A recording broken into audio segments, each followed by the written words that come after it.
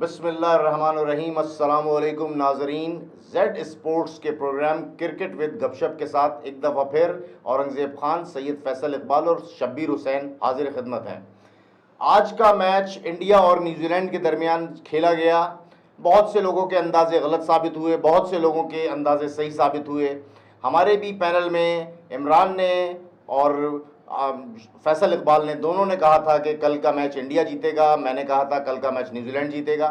लेकिन आज सही मानों में क्रिकेट जीती है, क्योंकि दो बहुत ही मुतवाज़िन और बेहतरीन टीमों के दरमियान आज मैच था। और ये मैच वर्ल्ड कप की टॉप टीम की राह जो है वो डिक्लेयर करता।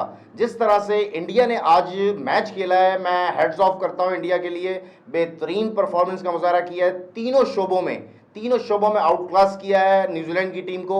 और मैच भी बेहतर मैच हुआ है, ऐसा नहीं हुआ कि बिल्कुल वन साइडेड मैच हो गया है। थोड़ा सा अगर न्यूजीलैंड की टीम बेहतर परफॉर्म करती आखिरी के कुछ ओवर्स में, तो यकीनन हम नतीजा कुछ मुख्तलिफ देखते। सबसे पहले मैं शब्बीर को दावा दूंगा। शब्बीर, ये बताइए कि आज जिस तरह से मैच खेला गया है, क्या आप समझते हैं कि इंडिया की टीम को पकड़ना और ज़्यादा मुश्किल नहीं हो गया है? अस्सलाम वालेकुम से। वालेकुम सलाम। मैं तो ये कहूँगा कि डॉन कैरेक्टर जो है वो इंडिया का ही था और डॉन को पकड़ना मुश्किल ही नहीं, नामुमकिन नजर। अब डॉन की जगह इंडिया को लगा दें? जी, इंडिया को पकड़ना मुश्किल ही नहीं, नामुमकिन नज़र आ रहा है। इंडिया जिस तरह से खेल रहा है, हर शोबे में उसने बहुत अच्छी परफॉर्मेंस दी है। उनके प्लेयर्स लग रहा है कि वो वर्ल्ड कप जीतने के लिए आए।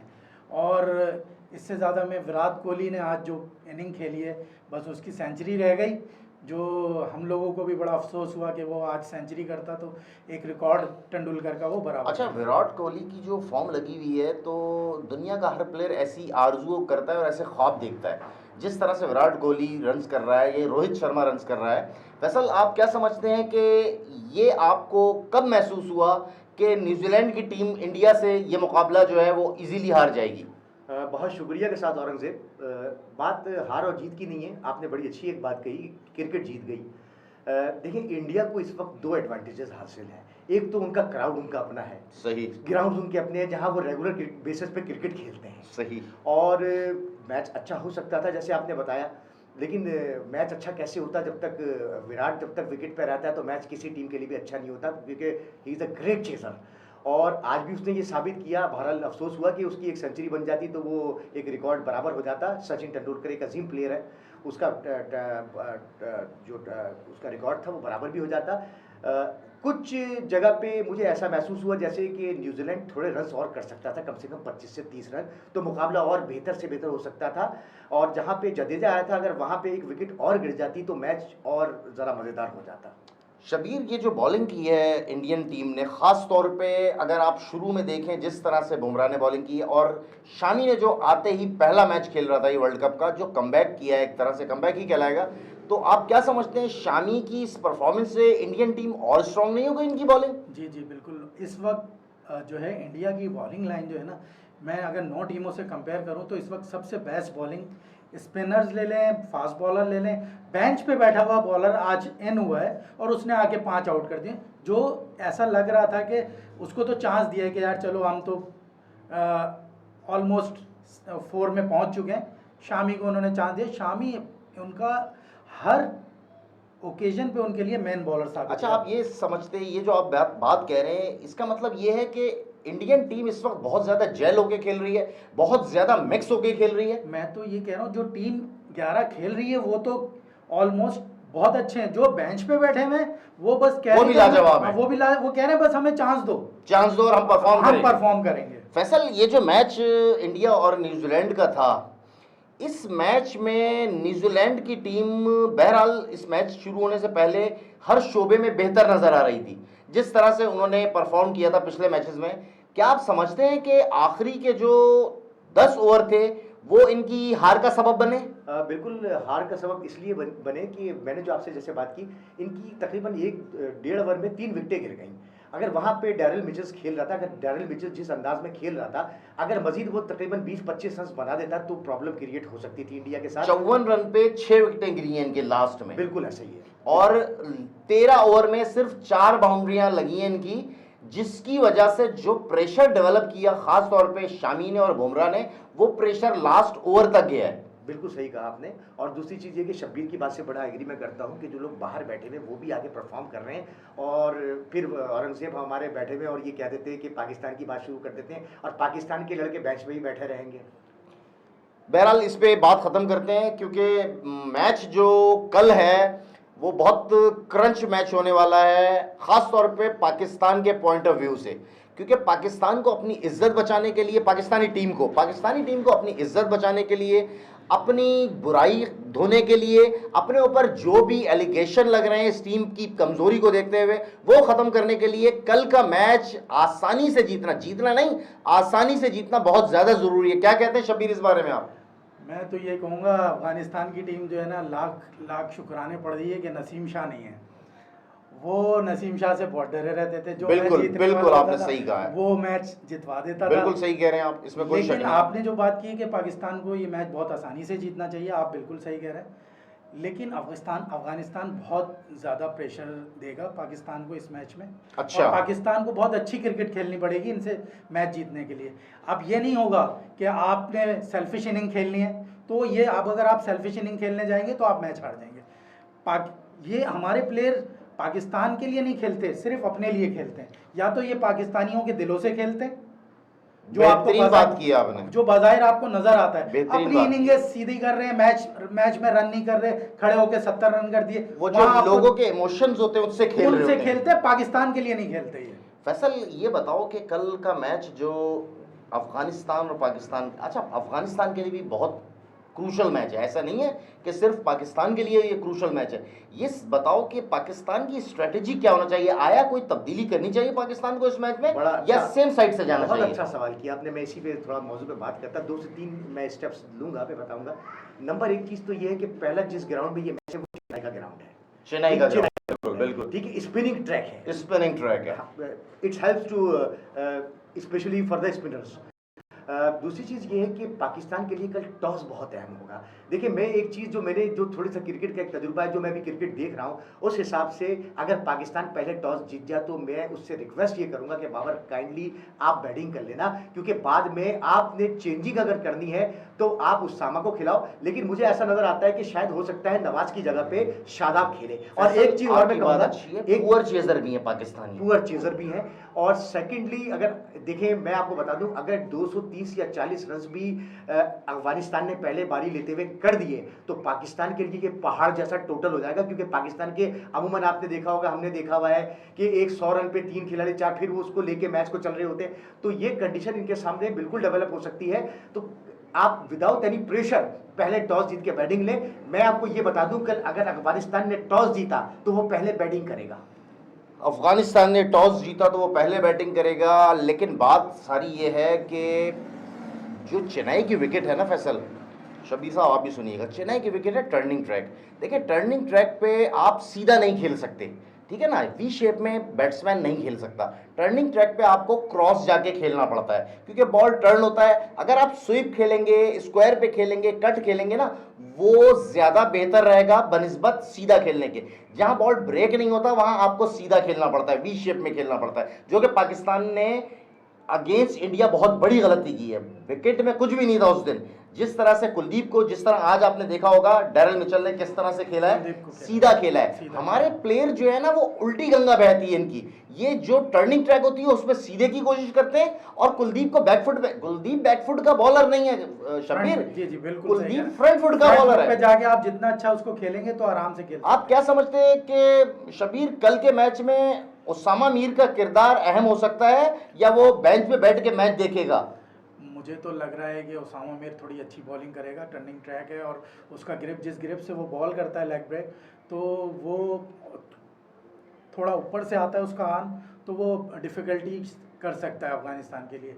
लेकिन मुझे सबसे ज़्यादा ये है कि अफ़गानिस्तान के पास 2 बहुत ही अच्छे स्पिनर हैं जो इनको मुश्किल डाल सकते हैं। इनको उसको बहुत अच्छा खेलना पड़ेगा। मुश्किल डाल सकते हैं या मुश्किल डाल रहे हैं? डाल रहे हैं। वो तो हमेशा राशिद और मुजीब को इतना अच्छा खेलते नहीं हैं।